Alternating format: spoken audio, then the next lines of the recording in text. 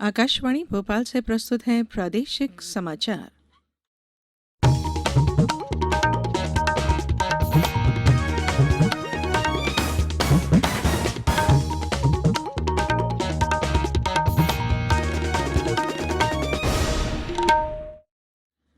नमस्कार, समाचारों के साथ मैं धारणा सचदेव। पहले मुख्य समाचार। राष्ट्रपति रामनाथ कोविंद 2 दिन के प्रवास पर आज जबलपुर पहुंचेंगे। 3 दिन में कोरोना प्रकरण में कमी नहीं आई तो भोपाल और इंदौर में लगेगा रात का कर्फ्यू, कहा मुख्यमंत्री शिवराज सिंह चौहान ने। और आजादी के 75 वर्ष पूरे होने पर समारोह के आयोजन के लिए प्रधानमंत्री नरेंद्र मोदी की अध्यक्षता में 259 सदस्यों की समिति गठित। अब समाचार विस्तार से। राष्ट्रपति रामनाथ कोविंद 2 दिवसीय यात्रा पर आज मध्य प्रदेश में आ रहे हैं। राष्ट्रपति जबलपुर में राज्य न्यायिक अकादमी के दीक्षांत समारोह में शामिल होंगे। और अधिक जानकारी दे रहे हैं हमारे भोपाल संवाददाता, जो राष्ट्रपति की इस यात्रा को कवर भी कर रहे हैं। कोरोना महामारी के बाद मध्य प्रदेश में किसी भी वीवीआईपी की यह पहली यात्रा है। दीक्षांत समारोह के बाद आज शाम को राष्ट्रपति जबलपुर के ग्वारी घाट में नर्मदा आरती में शामिल होंगे। राष्ट्रपति कल दमोह भी जाएंगे और रानी दुर्गावती के प्रसिद्ध सिंगौरगढ़ किले के नवीनीकरण कार्य का शुभारंभ करेंगे। सर्वोच्च न्यायालय के मुख्य न्यायाधीश शरद अरविंद बोबडे, राज्यपाल आनंदीबेन पटेल और मुख्यमंत्री शिवराज सिंह चौहान सहित कई गणमान्य व्यक्ति भी दीक्षांत समारोह में शामिल होंगे। जबलपुर स्थित राज्य न्यायिक अकादमी नए सिविल जजों और अतिरिक्त जिला न्यायाधीशों को गुणवत्तापूर्ण न्यायिक शिक्षा प्रदान कर रही है। अकादमी में मौजूदा जजों के लिए भी नियमित रिफ्रेशर कोर्स आयोजित किए जाते हैं। संजीव शर्मा, आकाशवाणी समाचार, जबलपुर। प्रधानमंत्री नरेंद्र मोदी को कल सेरावीक वैश्विक ऊर्जा और पर्यावरण लीडरशिप पुरस्कार 2021 से सम्मानित किया गया है। इस अवसर पर अपने संबोधन में श्री मोदी ने कहा कि सक्षम नीतियों, कानूनों और नियमों के साथ ही व्यवहार में बदलाव के जरिए जलवायु परिवर्तन जैसी समस्या से प्रभावी ढंग से निपटा जा सकेगा। उन्होंने कहा है कि इसमें व्यवहार में बदलाव सबसे कारगर उपाय है। प्रधानमंत्री ने कहा कि भारतीय परंपराओं में यह सीख निहित है कि प्राकृतिक संसाधनों का उपयोग तर्कसंगत तरीके से किया जाए। प्रधानमंत्री ने खेती के लिए लगातार आधुनिक तरीके अपनाने वाले किसानों की सराहना की। उन्होंने कहा कि किसान मृदा स्वास्थ्य को बढ़ाने और कीटनाशकों के कम इस्तेमाल को लेकर काफी जागरूक हो रहे हैं। उन्होंने कहा कि दुनिया भर में स्वास्थ्य के लिए लाभदायक खाद्य पदार्थों और जैविक उत्पादों की मांग लगातार बढ़ रही है।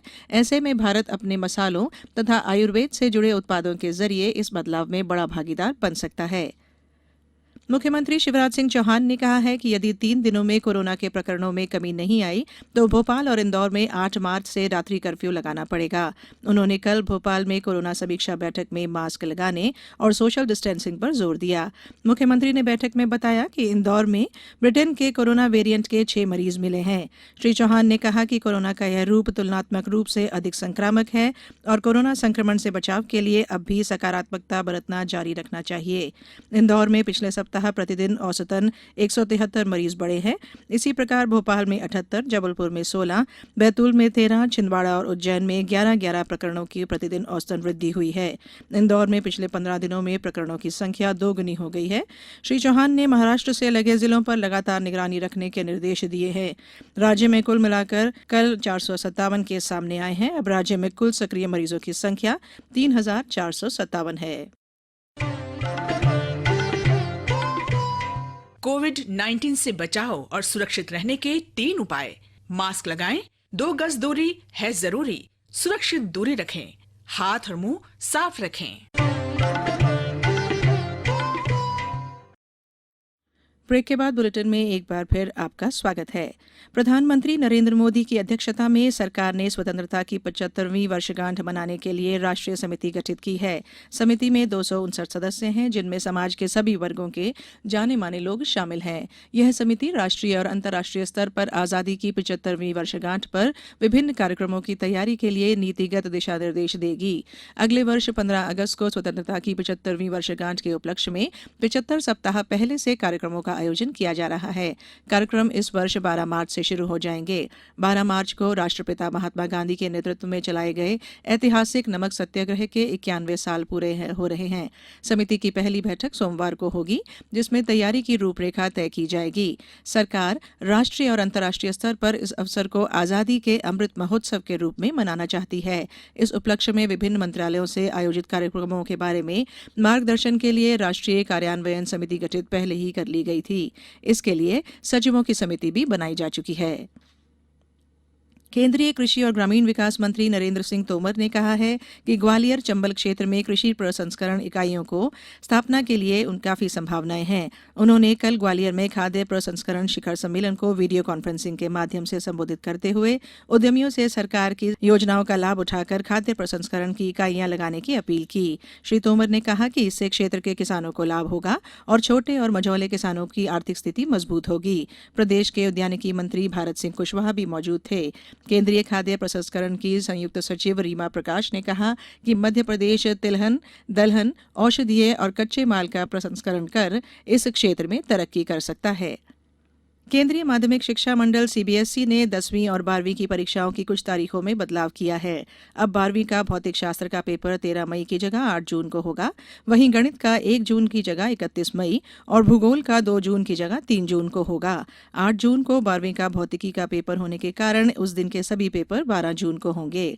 10वीं के विज्ञान के पेपर जो पहले 15 मई को होने थे, अब वे 21 मई को होंगे। वहीं 21 मई को तय गणित का पर्चा अब 2 जून को होगा। सर्वोच्च न्यायालय कॉलेजियम ने मध्य प्रदेश उच्च न्यायालय के लिए 3 अधिवक्ताओं विवेक शरण, निधि पाटनकर और प्रणय वर्मा के नाम तय किए हैं। राष्ट्रपति के अनुमोदन के बाद इनकी नियुक्ति की अधिसूचना जारी की जाएगी। मध्य प्रदेश उच्च न्यायालय की मुख्य पीठ जबलपुर, इंदौर और ग्वालियर की खंडपीठ में 40 स्थायी न्यायाधीशों के पद स्वीकृत हैं, लेकिन अभी 27 न्यायाधीश ही कार्यरत हैं। अब कुछ समाचार संक्षेप में। खंडवा जिले के खालवा विकास खंड में स्थित कोटवारिया वनगांव में कल से हितग्राही संपर्क शिविर शुरू हुआ, जिसमें राजस्व अभिलेख वितरित करने के साथ ही ग्रामीणों की समस्याओं का मौके पर ही निराकरण किया गया। सतना के सांसद गणेश सिंह ने कल ग्राम पंचायत कुसैड़ी के पंचायत भवन का लोकार्पण करते हुए बताया कि राज्य सरकार ने बजट में घुनवारा और शारदा सागर बांध के निर्माण को स्वीकृति दी है। शिवपुरी में आत्मनिर्भर मध्य प्रदेश के निर्माण के अंतर्गत 9 मार्च को रोजगार मेला आयोजित किया जाएगा। रायसेन जिले में आयोजित रोजगार मेले में 680 युवाओं द्वारा पंजीयन कराया गया, जिसमें से 263 युवाओं को विभिन्न नौकरियों के लिए चयनित किया गया। और आगरमालवा जिले में लोकायुक्त पुलिस ने कल दमदम कृषि सहकारी संस्था के प्रबंधक के यहां छापामार कार्रवाई की, जिसमें आय से अधिक संपत्ति मिलने की जानकारी सामने आई है। इस बुलेटिन में फिलहाल इतना ही। बुलेटिन के अंत में एक अपील, हमेशा ध्यान रखें, मास्क और 2 गज की दूरी, हाथ धोना भी है जरूरी। नमस्कार।